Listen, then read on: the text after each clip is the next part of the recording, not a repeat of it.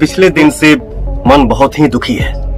घटना घटित हुई है उसे मैं कड़ी से कड़ी शब्दों में निंदा करता हूँ। बिहार सरकार से मांग करता हूँ कि दोषियों को जल्द से जल्द पकड़ा जाए और उन्हें कड़ी से कड़ी सजा दी जाए। 2 लोगों को नामित किया गया है।